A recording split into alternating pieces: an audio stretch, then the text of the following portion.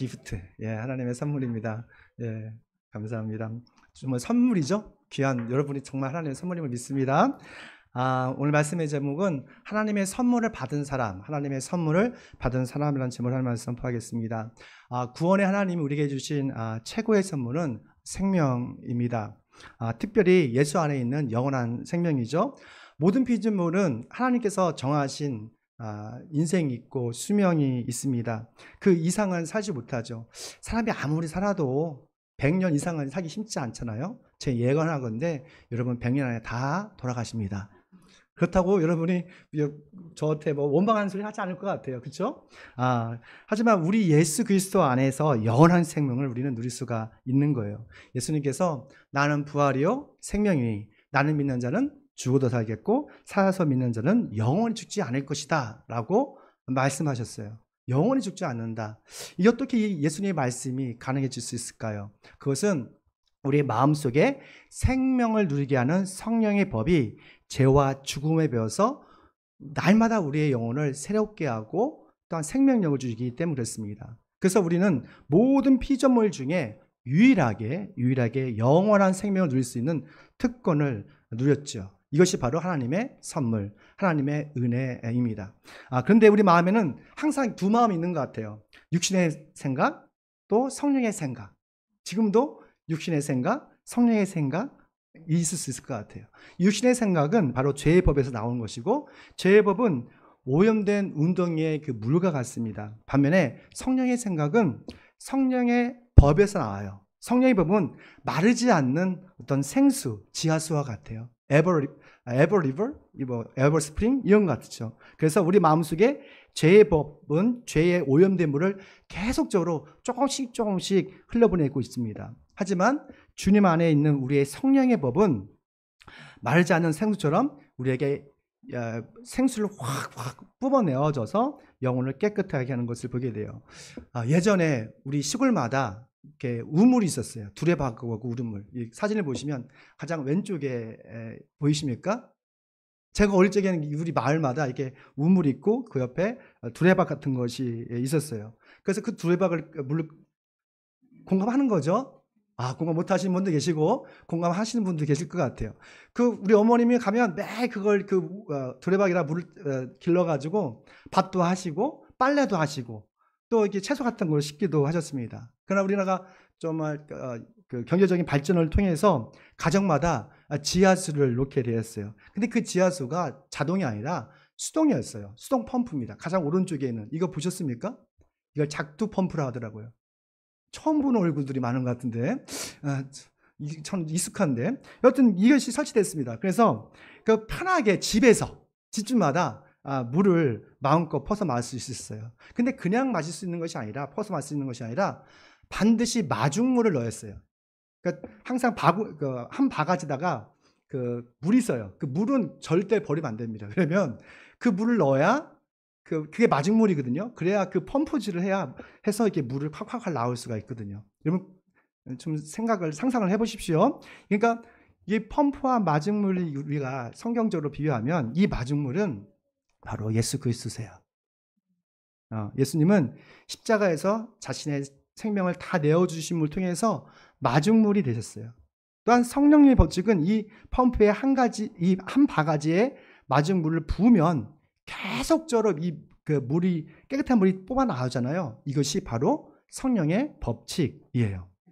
성령의 법은 마중물을 타고 올라와서 우리 마음 안에서 마르지 않는 그런 생수를 공급하는 것을 보게 됩니다. 그래서 성령의 법은 항상 죄와 사망의 법을 이기고 우리에게 영원한 생명을 주는 거예요.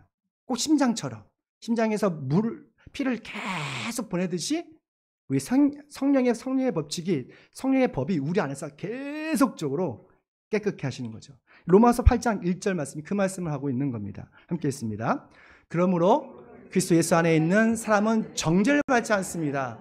그것은 예수 그리스도 안에서 생명을 누게 하는 성령의 법이 당신을 죄와 죽음의 법에서 해방하여 주었기 때문입니다. 아멘. 이 좀 어려운 말씀을 조금 비유로 했는데 더 어려워진 얼굴인 것 같아요. 그리스도 예수 안에 있는 에서는 우리가 결코 정죄를 받지 않는데요. 잘못했다고 하지 않는데요. 그러니까 우리는 결코 지옥에 갈 수가 없죠. 왜냐하면 이것은 우리의 의로움이 아니라 바로 성령의 법이 우리 안에서 예수님께서 마중물이 되어주시고 또 그걸 타고 성령의 법칙이 계속적으로 마르지 않는 생명력을 우리에게 공급하기 때문에 그렇습니다. 그러면 이 하나님의 선물 받은 사람들은 이 땅에서 남은 인생 동안 어떻게 살아야 될까? 난 정죄 받지 않으니까 항상 구원받았으니까 내 마음 내키는 대로 끌리는 대로 살아야 할까요? 그렇지 않습니다. 우리 함께 있습니다. 하늘의 선물을 받는 사람은 죄로 살지 않습니다. 아멘. 우리는 예수님의 값비싼 은혜로 죄에서 자유롭게 되어 있어요. 더 이상 우리는 죄의 노예가 아닙니다. 율법의 지배를 받지 않습니다. 예수님과 연합이 되어져서 그리스도의 자유를 누리는 그런 하나님의 공동상속자가 되었던 거예요. 근데 로마 교회에 오만한 사람들이 있었어요. 이 로마서는 로마에 있는 유대 그리스도인과 헬라 그리스도인에게 쓴 거잖아요. 그러니까 로마에 오만한 사람이 있었는데 그들은 내가 구원을 받았으니까 이렇게 말씀하니까 그냥 세상 사람들처럼 편하게 살면 어떨까?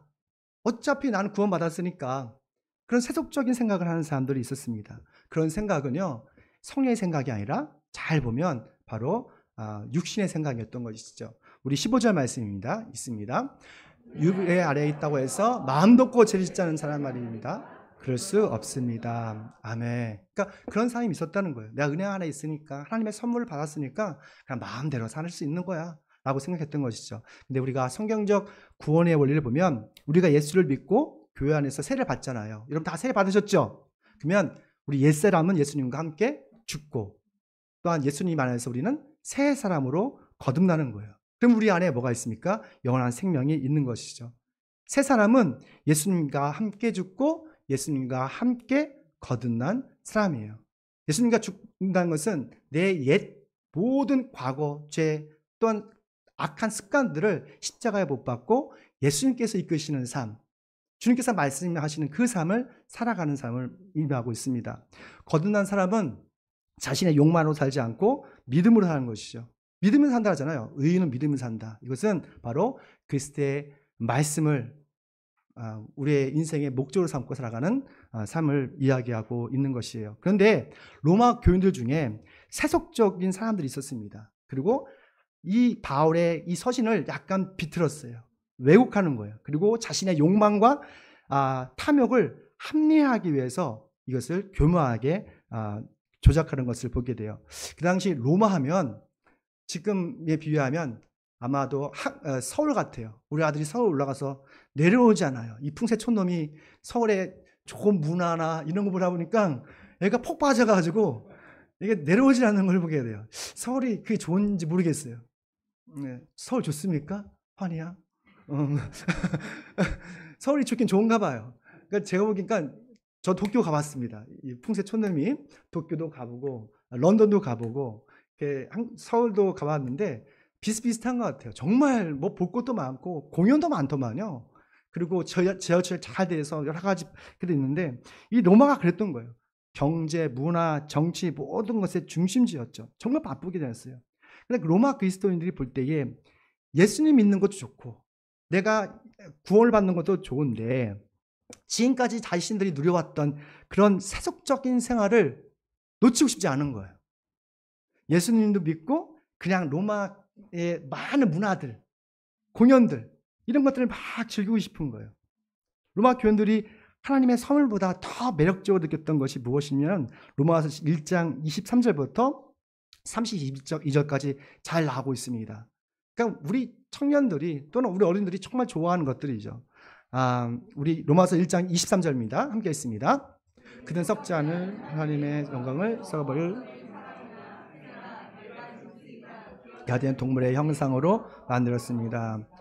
그러니까 동물의 형상을 만들었다는 것이죠. 로마 교인들이 예수 믿으면서 뭘 했냐면 우상 숭배를 했어요. 우상 숭배는 보여지는 우상도 있지만 사실은 영적인 우상이 더 무섭죠. 그러니까 우상 숭배의 가장 궁극적인 신은 자신이에요. 그러니까 자신의 탐욕과 욕망을 채우기 위해서 다양한 형상들을 만드는 거예요. 그 결정체는 바로 자신이죠. 자신이 인생의 주인이 되고 내가 왕이라는 것이죠. 근데 여기 성경 말씀을 보면 우리 인생의 주인, 그 내가 왕이 되고 내가 신이 되는 그 사람들은 썩어지는 동물의 형상이 된다는 것이죠. 바로 우상 숭배자가 된다고 말하고 있어요. 또 어떤 교회는 예수를 믿으면서 성적 쾌락에 빠진 사람도 있어요. 이성, 동성, 양성 난리도 아니에요. 거기 보니까 로마서에 보면 동성애자도 이야기하고 있어요. 어떤 교회는 불의와 악이 탐욕적인 사람이 있었다고 말합니다. 뿐만 아니라 아주 교만해서 자신을 돌아보지 않고 주변을 많은 사람들을 비판하고 정죄하는 그런 사람들도 있었던 거예요. 이러한 모든 사람들은 하나님의 선물을 받지 못한다고 성경은 말하고 있어요. 사랑하는 성도 여러분, 이러한 죄의 노예가 되지 마시길 축원합니다. 정말 악의 모양이라도 우리가 봤을 때 그걸 두렵고 떨리는 마음으로 멀리 하시길 축원합니다. 그러면 여러분 하나님의 선물을 누리는 하나님의 종이 될 걸 믿습니다. 우리 두 번째입니다. 함께 있습니다. 하나님의 선물을 받은 사람은 하나님의 종으로 삽니다. 아멘. 우리가 사랑하는 하나님을 믿잖아요. 우리가 하나님을 이야기할 때 사랑이라 하잖아요. 사랑의 하나님은 우리를 부르시고 설득하십니다. 근데 설득하실 때 이 악한 마귀처럼 막 협박을 하고 그리고 두렵게 하고 억지로 그렇게 하지 않으세요. 하나님은 우리의 연약함을 아시기 때문에 끝까지 기다려 주시더라고요. 우리가 미련한 행동을 해도 끝까지 참아 주시더라고요. 그리고 가끔은 정말 못된 짓을 해도 우리가 주님께 돌아오면 용서해 주시고 성령의 감동과 은혜로 순종하게 하시는 것을 보게 됩니다. 17절 말씀입니다. 함께 읽습니다. 이제 여러분은 전에 받은 교훈의 본의 마음으로부터 순종함으로써 죄에서 해방받아서 의의 종이 된 것입니다. 여기 보니까 마음으로부터 순종해서라는 말이 나오는데요. 이것은 마음으로 우러나와서 주님의 말씀에 순종하게 됐다는 거예요. 그러니까 우리 마음에 성령께서 감동을 주시고 은혜를 주셔서 그리스도의 종, 이 당시 그리스도의 종이 된다는 것은 목숨을 걸고 예수를 믿는 것이었어요. 그러니까 죽도록 충성하는 그리스도의 종이 되었다고 말하는 거예요. 이것은 공간과 협박과 위협으로 된 것이 아니라 성령의 감동으로, 또한 성령의 은혜를 통해서 우리를 계속 설득하시는 거예요. 우리가 예수님을 인격적으로 믿으면 파도처럼 큰 감동과 은혜를 받습니다. 그렇지 않습니까? 예수님을 생각하면 왠지 감동이 되고, 예수님께서 나를 위해서 행하신 그 십자가의 사랑을 생각하면 또한 눈물이 나게 해요. 왜냐하면 우리가 예수님을 인격적으로 믿고 만나면 세상이 새롭게 보이는 거예요. 아니, 새로운 존재로 새로운 삶을 할 수밖에 없는 거예요. 그래서 주님의 종이 되고 또한 그리스도의 종이 되는 것이죠.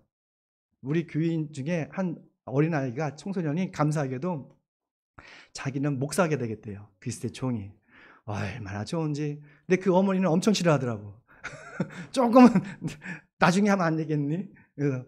그리스도의 종 되는 거 너무너무 영광스러운 겁니다. 사실 하나님은 우리에게 하나님의 선물, 그 감동과 은혜를 주시기 위해서 매일마다 영적 잔치를 베풀어 주세요. 우리 마태복음 22장에 보면 예수님이 혼인잔치의 비유를 통해서 하나님의 나라와 또는 하나님의 선물을 주시려는 마음을 우리가 볼 수가 있습니다. 우리가 어느 날 임금님이 그 아들의 혼인잔치가 있었습니다. 임금님이 기쁜 마음으로 사람들 다 혼인잔치에 초청했어요. 우리가 8월 달에 신혼기 청년이 결혼식 하잖아요. 조만간 있으면 아마 청첩장이 다 돌릴 것 같아요. 그러니까 임금도 그랬던 것 같아요. 너무 기쁘니까, 아들이 결혼식이니까 청첩장을 다 돌려서 다 초청했어요. 그런데 막상 손님들을 기대했는데 한 사람 한 사람들이 핑계를 대는 거예요. 농사 짓는 사람은 나 모심으로 가야 된다고 안 오고, 장사하는 사람들은 나 장사 때문에 돈 벌러 가야 된다고 안 오고, 아무도 안 왔어요. 임금이 너무너무 화가 나고 당황스러웠죠. 그래서 어쨌든 간에 그 잔치 자리를 채워야 되기 때문에 다시 종들을 보냅니다. 그러면서 길거리에 있는 모든 사람들을 초청했어요. 그 중에는 악한 사람도 있고, 못난 사람도 있고, 믿음 있는 사람도 있고, 연약한 사람도 있죠. 차별두지 않고 모든 사람을 초청했어요. 그리고 사람들마다 나름 예복 옷을 입고 그곳에 다 참여하게 됩니다. 근데 그들 중에서 딱 한 사람, 성경에 보면 그래요. 그 한 사람만이 혼인 예복을 입지 않고 그냥 아무 생각 없이 더러운 모습으로 이렇게 참석했어요. 임금이 다른 사람하고 그 사람만 찍어서 얘기를 합니다. 너 왜 이렇게 예복을 입고 있지 않냐라고 할 때에 그 사람은 아무 말도 하지 않았어요. 그래서 그 임금이 그 사람의 손과 발을 묶어서 내버렸습니다. 그러면서 하신 말씀이 있어요. 마태복음 22장 14절 말씀이에요. 함께 있습니다. 부르심 받은 사람은 많아, 뽑힌 사람은 적다. 아멘. 다시 한번 읽겠습니다. 시작. 부르심 받은 사람은 많으나 뽑힌 사람은 적다. 아멘. 그러니까 우리 모두가 부르심을 받았잖아요. 그래서 우리가 깨닫는 두 가지 영적인 진리가 있습니다. 하나는 하나님의 선물, 하늘나라의 모든 사람들이 차별 없이 초청을 받는다는 거예요. 부르심을 받는다는 거예요. 하지만 초청된 모든 사람들이 하나님의 선물과 하늘나라를 받는 것이 아니라는 거죠. 오직 어떤 사람들만이 혼인 예복을 준비한 그런 선택된 사람들만이 그 잔치에 참여할 수 있다고 말합니다. 이 혼인잔치의 예복은 바로 성결한 삶이에요. 예수님과 동행하는 삶이에요. 우리 모두가 하나님의 초청을 받고 예복을 준비한 선택된 사람 되길 축원합니다. 그래서 하나님의 선물, 하나님의 나라의 기쁨과 영광을 우리 일상에서 누리는 저와 여러분이시길 축원합니다. 그러면 하나님의 선물, 하나님의 나라에 초청되고 선택된 사람들은 어떤 일상을 살까? 아까 말한 대로 거룩한 삶이에요. 성결한 삶이에요. 이 삶은 좀 외롭습니다. 고독합니다. 힘듭니다. 19절 말씀입니다. 함께 있습니다. 여러분이 전에는 자기 제일 더러움과 불법의 정으로 내받아서 불법에 빠져 있었지만 이제는 여러분의 지체를 의의 종으로 바쳐서 거룩함에 이르도록 하십시오. 아멘. 의의 종. 이 영어로 봤더니 The Slave of Righteousness라는 말을 하더라고요. 의의 종은 바로 하나님의 종을 의미하는 거예요. 하나님의 종은 힘들고 외롭고 고독해도 거룩한 삶을 살기 위해서 그 거룩한 삶, 홀리네스죠. 그 삶을 살리려고 애쓰고 노력하는 삶입니다. 어떤 사람은 그래요. 거룩한 삶, 성결한 삶은 성직자, 목사님처럼 목사님 같은 분들만 그런 거룩한 삶을 사는 거 되는 거 아니에요? 피하더라고요. 그렇지 않습니다. 하나님이 기뻐하시는 성결한 삶은 저와 여러분 모두가 그런 거룩한 삶을 살아야 돼요. 거룩한 부담감이 있어야 돼요. 나 혼자 고통당할 수는 없죠. 이건 성경적인 거예요. 우리 모두가 성결한 삶을 살아야 돼요. 옆에가 인사하겠습니다. 성결한 삶을 삽시다. 네, 우리 성결한 삶을 살기 위해서 그게 어려워요. 예수 믿는 건 그렇게 어렵지 않아요. 근데 성결한 삶을 살아가는 것이 정말 어렵습니다. 우리가 예배 드릴 때 먼저 오셔서 스마트폰도 안식을 취했으면 참 좋겠습니다. 네. 항상 오시면 우리도 안식하고 스마트폰도 안식하고 모든 기계들이 안식하는 그런 귀한 시간 되길 축원합니다. 하나님이 기뻐하시는 성결한 삶은 우리 모든 성도가 거룩한 부담감으로 사는 거예요. 이 거룩한 부담감으로 사는 것이 성결한 삶의 시작입니다. 여러분 부담감 있으세요? 부담감이 있으셔야 돼요. 예수 믿는 부담감이 있어야 돼요. 그러니까 목사이기 때문에 함부로 말하는 것도 조심스럽고 행동하는 것도 조심스러워요. 부당한 일을 당해도 내가 목사인데 가끔 우리 운전하다 보면 여기 툭툭 튀어나오지 않습니까? 운전하면 좌회전 깜빡이를 켰는데 왜 우회전하냐고. 그리고 갑자기 비상등 켜지도 않고 그냥 갑자기 급정거를 하세요. 며칠 전에 저도 사고를 날 뻔했는데 깜빡이도 안 켜고 그냥 좌회전 우회전 막 하고 그러면 너무 부당하잖아요. 그럼 욕이 이렇게 나오는데 뭐 하죠? 참아야 돼요. 왜? 내가 목사니까. 내가 그리스도의 종이니까. 여러분도 똑같습니다. 그렇지 않습니까? 내가 예수 믿는 삶이니까. 내가 집사니까, 권사니까, 장로니까 다시 한번 생각해야죠. 이게 바로 거룩한 부담감이에요. 이 거룩한 부담감 통해서 우리는 날마다 조금씩 거룩한 삶을 살아갈 수가 있는 거예요. 로마서 12장에 보면 우리가 구체적으로 거룩한 삶에 대해서 이야기하고 있습니다. 여러분은 아마 이번 주 안에 로마서 12장 읽겠죠? 핵심은 두 가지예요. 하나는 거룩한 삶은 참된 예배자가 되라는 거예요. 참된 예배자. 하나님이 기뻐하시는 영적 예배를 드리는 거예요. 그것은 우리를 산 제물로 드리는 겁니다. 제물은 말하지 않아요. 불평하지 않습니다. 주님께서 말씀하실 때 그 말씀에 순종하는 것이 바로 산 제물이죠. 두 번째 보니까 삶의 예배자가 되라고 말씀하고 있어요. 삶의 예배자는 예수님처럼 흉내내는 거예요. 예수님처럼 사랑하고 먼저 사랑하고 친절하고, 사랑은 친절입니다. 남편한테, 아내한테, 또는 우리의 자식들에게, 부모님에게 친절하셔야 돼요. 그게 사랑이라니까요. 그리고 악으로 감지 않고 악을 선언으로 이기는 거짓 없는 사랑하라고 말씀하고 있습니다. 이게 삶의 예배자예요. 사랑하는 성도 여러분, 하나님의 종이 되시길 축원합니다. 하나님의 종으로 하나님 기뻐하신 참된 예배자, 또한 삶의 예배가 되어져서 정말 그리스도의 열매, 또한 성결한 열매를 많이 맺으시는 저희 이름 되시길 축원합니다. 마지막입니다. 함께 있습니다. 하나님의 선물을 받은 사람은 지금 영원한 생명을 누린다. 아멘. 지금 영원한 생명을 누릴 수 있죠. 우리는 하나님의 선물을 받은 복된 사람이에요. 우리가 작은 선물 받으면 행복하지죠. 근데 여러분요, 하나님의 큰 복을 받았어요. 근데 그것을 너무 크니까 이게 소중한 줄 몰라요. 우리가 공기가 없으면 1분도 못 살잖아요. 매 숨 쉬니까 이 호흡하는 것이 너무 당연한 걸로 생각해요. 근데 이 모든 것이 하나님의 큰 선물이에요.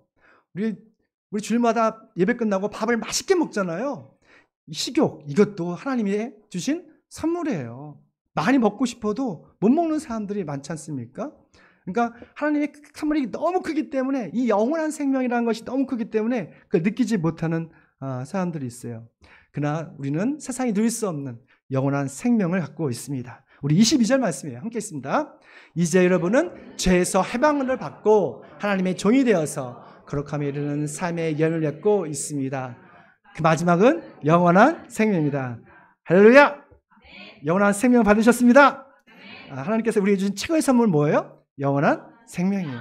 이 땅에서의 성공, 출세, 우리 자녀가 잘 되는 거, 다 축복이죠. 그러나 가장 큰 축복은 뭐예요? 내가 영원한 생명을 가지고 있다는 거예요. 이것만 생각하면 여러분, 얼굴에서 미소가 끊이지 않습니다. 저를 보십시오. 항상 실실 웃고 있잖아요. 아파도 웃고, 뭐도 하도 웃고 있잖아요. 여러분 때문에 웃는 것은 아니에요. 영원한 생명이 우리 안에 있으면 그걸 생각하다면 우리가 기뻐할 수 있는 거예요. 근데 이 영원한 생명은 이 시간적인 영원성, 이런 의미도 있지만 그보다는 하나님을 알고 예수님과 교제하면서 살아가는 거룩한 시간, 성결한 하루를 의미하고 있어요. 요한복음 17장 3절 말씀입니다. 있습니다.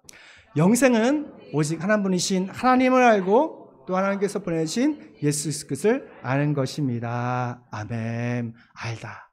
그러니까 영생은 누구라는 거예요?